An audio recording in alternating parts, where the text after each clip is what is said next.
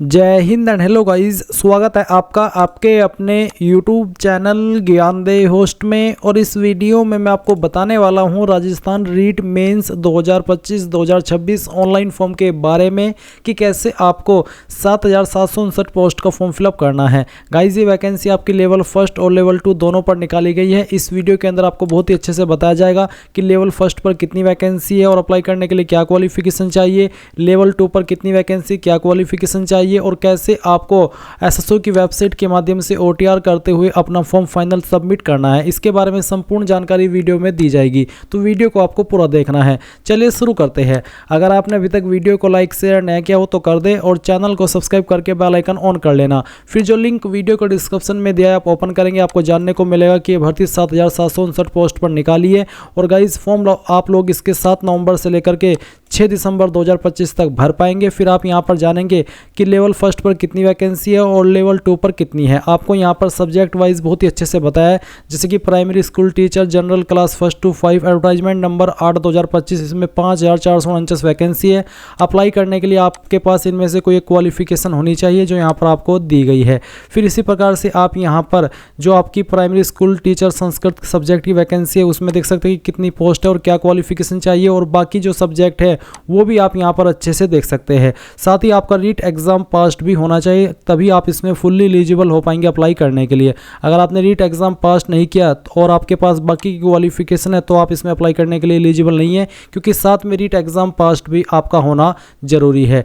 आप age limit देखेंगे 18 से 40 साल के बीच रखी गई है और फीस की इन्फॉर्मेशन भी यहाँ पर आपको दी गई है। मैं आपको बता दूं कि अगर आपने एसएसओ की वेबसाइट के ऊपर ओटीआर कर ली है और अपनी फीस पे कर दी है तो उसके बाद में आपको बार बार फीस पे करने की आवश्यकता नहीं पड़ती। आप बाकी के फॉर्म एक ही फीस में फिल कर पाते हैं। अब आपने यहाँ पर पूरी एलिजिबिलिटी की इन्फॉर्मेशन जान ली है। आप यहाँ पर ऑफिशियल नोटिफिकेशन से और भी डिटेल में देख सकते हैं कि किस सब्जेक्ट में कितनी वैकेंसी निकाली गई है, अप्लाई करने के लिए क्या क्वालिफिकेशन चाहिए। पूरी की पूरी जानकारी आपको यहाँ पर डिटेल्ड में हिंदी लैंग्वेज के अंदर दी गई है, तो आप यहाँ से एक बार नोटिफिकेशन भी चेक कर लेना और जो भी आपके सवाल डाउट है उसको क्लियर कर लेना। दोनों के यहाँ पर ऑफिशियल नोटिफिकेशन आपके सामने है और आप इनको खुद से भी डाउनलोड कर सकते हैं इंपॉर्टेंट लिंक के सेक्शन में आकर के, लेवल फर्स्ट और लेवल 2 के रूप में। अब आपने जैसे ही इन्फॉर्मेशन जान ली हो, चेक कर ली और आप इसमें एलिजिबल है और आपका इंटरेस्ट है फॉर्म भरने का, तो आप इंपॉर्टेंट लिंक के सेक्शन में आएंगे और अप्लाई ऑनलाइन लिंक ओपन करेंगे। देन आपके सामने यहाँ पर एसएसओ का इंटरफेस आ जाएगा। मैं आपको बता दूं कि अगर आपने इस वेबसाइट का इस्तेमाल करके पिछले 4-5 साल के अंदर कोई भी फॉर्म भरा है तो आपका अकाउंट बना हुआ होगा। आपको यहाँ पर दोबारा से रजिस्ट्रेशन करने की आवश्यकता नहीं है। आप उसी डिटेल से लॉगिन करेंगे जिसमें कि आपको आपकी एसएसओ आईडी या फिर यूजर नेम यहाँ पर एंटर करना है एंड जो आपने पासवर्ड बनाया था वो डालना है। बट गाइस, अगर आप आपका पासवर्ड भूल चुके हैं तो आप यहाँ पर I forgot my password click here, इसके सामने क्लिक हियर पर क्लिक करेंगे एंड देन जो आपकी एसएसओ आईडी है वो यहाँ पर डालेंगे। जो मोबाइल नंबर या फिर ईमेल आईडी आपने रजिस्टर की थी वो डालेंगे, ये कैप्चा कोड फिल करेंगे एंड देन सबमिट के ऊपर आप जैसे ही क्लिक करेंगे तो आपको मैसेज के माध्यम से आपका जो पासवर्ड है वो सेंड कर दिया जाएगा। अगर आप आपकी एसएसओ आईडी भूले हैं तो आपको यहाँ पर उसको भी रिसेट करने का ऑप्शन दिया है। पर गाइज, अगर आप यहाँ पर पहली बार इस वेबसाइट का इस्तेमाल करके कोई फॉर्म भर रहे हैं तो आपको रजिस्ट्रेशन करना होगा।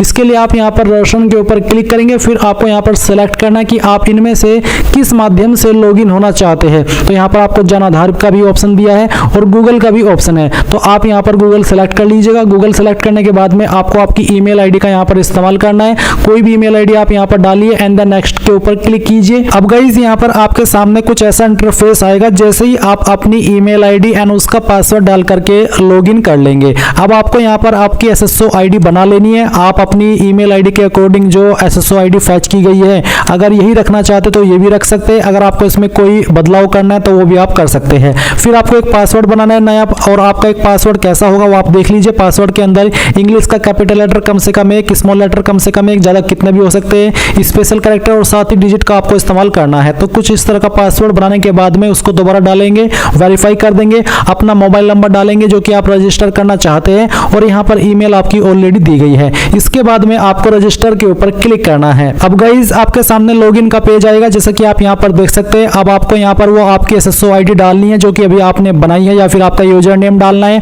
आपका पासवर्ड डालना है जो कि अभी आपने बनाया, ये कैप्चा कोड डालेंगे एंड देन लॉगिन के ऊपर क्लिक करेंगे। अब गाइज, आपके सामने यहाँ पर ये अपडेट प्रोफाइल का ऑप्शन आएगा। तो आपको सबसे पहले आपका फर्स्ट नेम एंटर करना है 10th के सर्टिफिकेट के अकॉर्डिंग, फिर आपको आपका लास्ट नेम एंटर करना है। इसके उसके बाद डिस्प्ले नेम अगर आप अपना चेंज करना चाहते तो ये भी आप यहाँ से चेंज कर सकते हैं। फिर आपकी जो डेट ऑफ बर्थ है वो आपको यहाँ पर इस तरह से कैलेंडर के ऊपर क्लिक करके सिलेक्ट कर लेनी है, पहले ईयर फिर मंथ और उसके बाद में डे। देन गाइज यहाँ पर जेंडर आपको सिलेक्ट करना है। अगर आप यहाँ पर नंबर ऐड करना चाहते हैं, आपने नहीं किया तो आप यहाँ पर इसके सेक्शन के ऊपर क्लिक करके अपना नंबर डालेंगे, सेंड ओटीपी पर क्लिक करेंगे तो ओटीपी जाएगा, वो ओटीपी यहाँ पर डाल करके वेरीफाई करना है। ईमेल आईडी भी आप यहाँ पर ऐड कर सकते हैं या फिर चेंज कर सकते हैं। इसके अलावा आपको यहाँ पर पोस्टल एड्रेस में जो आपका प्रेजेंट एड्रेस है वो फिल करना है और फिर जो आपका पोस्टल कोड है वो भी आपको यहाँ पर डाल देना है। पोस्टल कोड यानी कि जो आपका पिन कोड लगता है वो पिन कोड आप यहाँ पर लिखेंगे। सिटी डिस्ट्रिक्ट कौन सी है वो भी आपको यहाँ पर अपनी एंटर कर देनी है। एंड इसके बाद में गाइस आपकी जो स्टेट है वो भी आपको यहाँ पर सेलेक्ट कर लेनी है। फिर अगर आपकी बहामासा आईडी है तो वो आप यहाँ पर डाल देंगे, अगर नहीं है तो आप इसको ऐसे ही छोड़ दें। जन आधार आईडी है तो वो यहाँ पर डाल देंगे, एडिट के ऊपर क्लिक करके, नहीं तो आप इसको ऐसे ही छोड़ देंगे। एंड उसके बाद में अगर आपका आधार आईडी है तो आप यहाँ पर डालेंगे, कोई ओल्ड एसएसओ आईडी है तो आप यहाँ पर दे देंगे। एंड उसके बाद में इन सभी जानकारी को चेक करते हुए आप अपडेट के ऊपर क्लिक करेंगे। गाइज जैसे ही आप आपकी प्रोफाइल की इंफॉर्मेशन फिल कर लेंगे या फिर उसको अपडेट कर लेंगे तो आप यहाँ पर जो रिसेंट ऐप्स है जो कि एसएसओ के सभी सुविधा है वो यहाँ पर आपको देखने को मिलेंगे। आपको क्या करना है, आपको यहाँ पर इसमें सर्च कर लेना है, क्विक सर्च के अंदर REC। जब आप इतना लिखेंगे तो आपको यहाँ पर रिक्रूटमेंट पोर्टल देखने को मिलेगा। तो आप ये जो रिक्रूटमेंट पोर्टल देख पा रहे हैं, आप इसके ऊपर क्लिक करेंगे। इसके ऊपर क्लिक करने के बाद आपके सामने कुछ ऐसा इंटरफेस आएगा। गाइज यहाँ पर अभी रिसेंटली जो एसएसओ की वेबसाइट है उसने ये अपडेट लॉन्च किया है, जहाँ पर आपको आपकी OTR की eKYC करने को बोला है। अगर आप यहाँ पर क्लिक हियर के ऊपर क्लिक करेंगे तो आपके सामने इसका नोटिस आ जाएगा, जिस नोटिस के अंदर आपको यहाँ पर बोला है कि बहुत सारे कैंडिडेट फ्रॉड इन्फॉर्मेशन दे देते हैं, बहुत सारे कैंडिडेट यहाँ पर सेम इन्फॉर्मेशन को बार बार दे देते हैं, या फिर जैसे कि आपने कोई इन्फॉर्मेशन भरी, सेम कैंडिडेट ने वही इन्फॉर्मेशन दोबारा भर दी, तो ऐसे में यहाँ पर डुप्लीकेशन हो जाता है, एप्लीकेशंस का ऑथेंटिकेशन हो जाता है कैंडिडेट का। तो इस तरह की जो चीज़ें हैं उनको रोकने के लिए ये eKYC को लॉन्च किया है। तो अब आप क्या करेंगे, आप यहाँ से ओके कर दीजिएगा। अगर आप पहले से OTR करके रखे हैं तो आपके सामने ये वाला इंटरफेस आएगा। अब आप यहाँ पर ओके करिएगा, क्योंकि मेरा पहले से ही इसमें OTR होकर के रखा है तो मेरे सामने कुछ ऐसा इंटरफेस आया, जहाँ पर गाइज आपको इसमें फर्स्ट स्टेप देखने को मिलेगा बेसिक डिटेल्स का। तो जब आप बेसिक डिटेल्स अपनी देखेंगे जो कि आपने इसमें भरी थी, जो कि मैं आपको यहाँ पर दिखा देता हूँ, मेरे सामने बेसिक डिटेल्स का ऑप्शन आ चुका है। यहाँ पर पूछे are you Rajasthan government employee, अगर है तो यस, नहीं तो आप नो करेंगे। अगर आप यस है तो फिर आपको यहाँ पर राजस्थान गवर्नमेंट एम्प्लॉय नंबर देना होगा और फिर फैच के ऊपर क्लिक करके उस जानकारी को फैच करना होगा। अगर आप नहीं है तो आप नो करेंगे। फिर यहाँ पर KYC आप किसके माध्यम से करना चाहते हैं, जन आधार या फिर आधार। तो मैं यहाँ पर आधार सेलेक्ट कर लेता हूँ। अगर आप आधार सेलेक्ट करें तो फिर आपको आधार नंबर यहाँ पर डालना है और फिर वेरीफाई के ऊपर क्लिक करना है। इसके बाद आपके सामने इस तरह का इंटरफेस आएगा, डिक्लेरेशन आप यहाँ पर टिक करिएगा और टिक करने के बाद में आप अप्लाई के ऊपर क्लिक करिएगा। अप्लाई के ऊपर क्लिक करने के बाद में यहाँ पर इस तरह से आपके सामने आएगा। अब आप यहाँ पर इनके ऊपर टिक कर दीजिए और इसके ऊपर टिक करने के बाद में have you generated TOTP in M Aadhaar mobile app, तो आप यहाँ पर यस करिए अगर आपने TOTP इसमें जनरेट किया हुआ है। और नीचे अगर आप यहाँ पर नो कर देते तो आता है कि मेरे पास पहले से एक वैध आधार OTP TOTP है, अगर है तो आप कर दें, नहीं तो आपको यहाँ पर ये सेकंड वाला ऑप्शन टिक नहीं करना है, आपको सिर्फ पहले वाला ही टिक करना है और उसके बाद में OTP भेजे इसके ऊपर क्लिक करना है।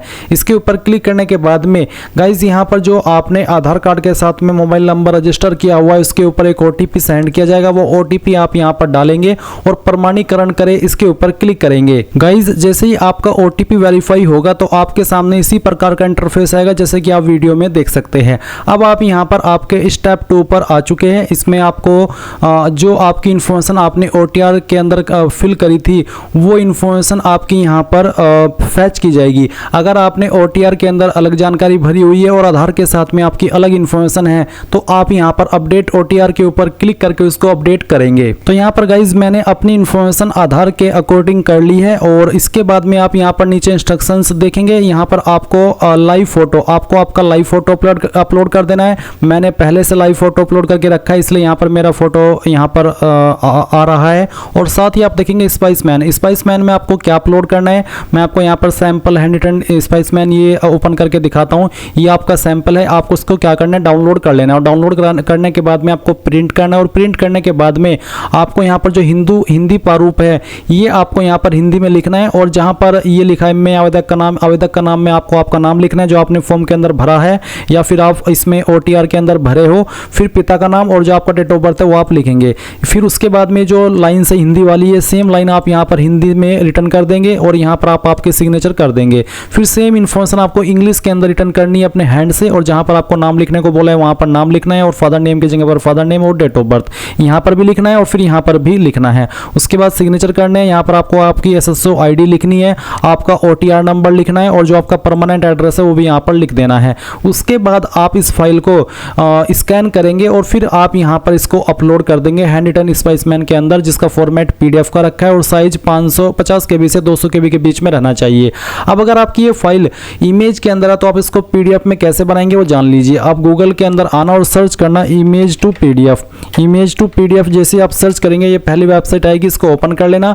उसके बाद में सिलेक्ट JPG इमेज के ऊपर क्लिक करके जो अभी आपने स्पाइसमैन स्कैन करके रखा है वो स्पाइसमैन आप सेलेक्ट कर लेंगे। डेमो के लिए मैं ये फाइल सेलेक्ट कर रहा हूँ। फिर यहाँ से ओपन करेंगे, कन्वर्ट टू PDF के ऊपर क्लिक करेंगे, ये फाइल आपकी PDF के अंदर कन्वर्ट होगी। अब आप डाउनलोड PDF के ऊपर क्लिक करके इसको डाउनलोड कर लेना।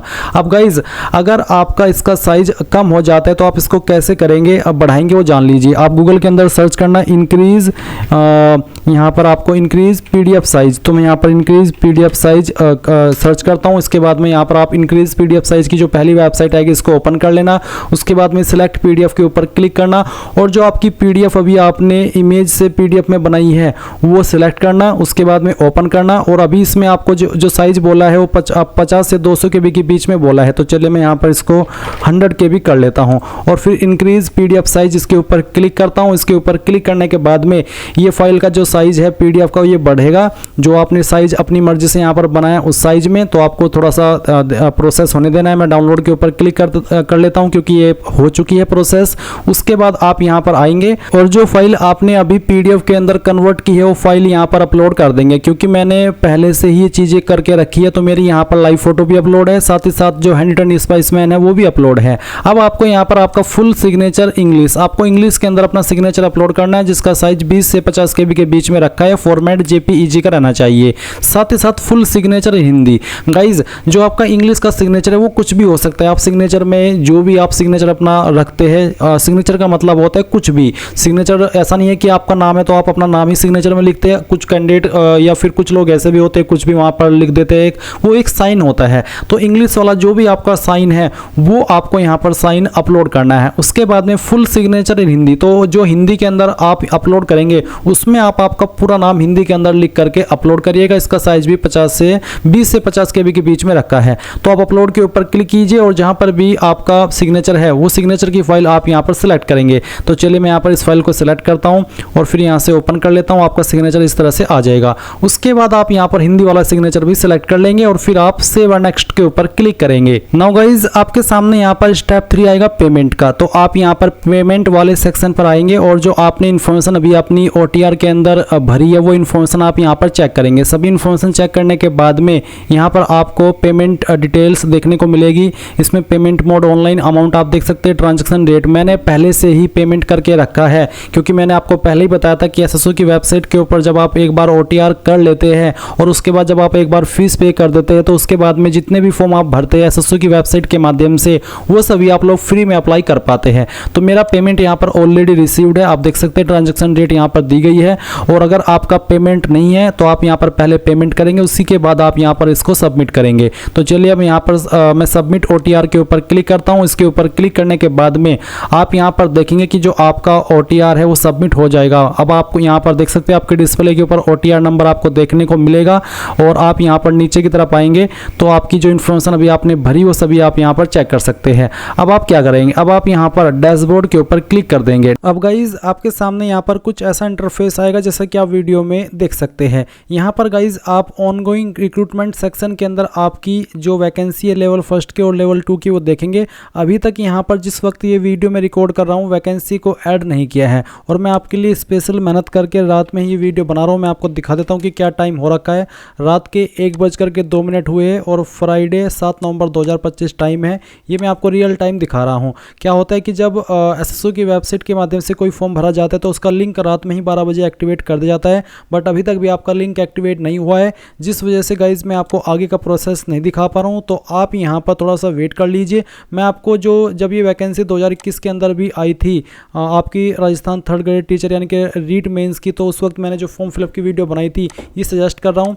इसमें आपको यहाँ पर गाइज जब आप इस वाले सेक्शन पर आएंगे ऑनगोइंग रिक्रूटमेंट के, तो आप यहाँ पर इस तरह से वैकेंसी देखेंगे जैसे कि आप अभी वीडियो में देख पा रहे हैं। ये मैं आपको डेमो के लिए बता रहा हूँ कि किस तरह का इंटरफेस रहेगा, ताकि जब आप इस वीडियो को उस डेट में देख रहे हो जिस डेट में आपका लिंक एक्टिवेट हो चुका हो, तो आप इस वीडियो से भी अपना फॉर्म भर सके। तो आप अप्लाई नाउ पर क्लिक करेंगे, आपके सामने आपकी पर्सनल इन्फॉर्मेशन आएगी जहाँ पर आपको रीट जो एग्ज़ाम का लेवल है वो सिलेक्ट करना होगा, फिर उसका ईयर और उसके साथ ही आप यहाँ पर रीट एग्ज़ाम रोल नंबर भी एंटर करेंगे। उसके बाद आपकी यहाँ पर जेंडर की जानकारी और फिर जो आपकी अन्य डिटेल्स है जो कि बहुत ही सिंपल इन्फॉर्मेशन है वो आपको यहाँ पर देनी है, जैसे कि कास्ट कैटेगरी, अगर आपकी कोई स्पेशल कैटेगरी है तो वो, आपका जेंडर। इसके अलावा आप यहाँ पर इसमें आपका अप्लाइंग फॉर्म में बताएंगे कि क्या आप राजस्थान के अनुसूचित क्षेत्र से संबंधित है, अगर है तो यस, नहीं तो आप नो करना।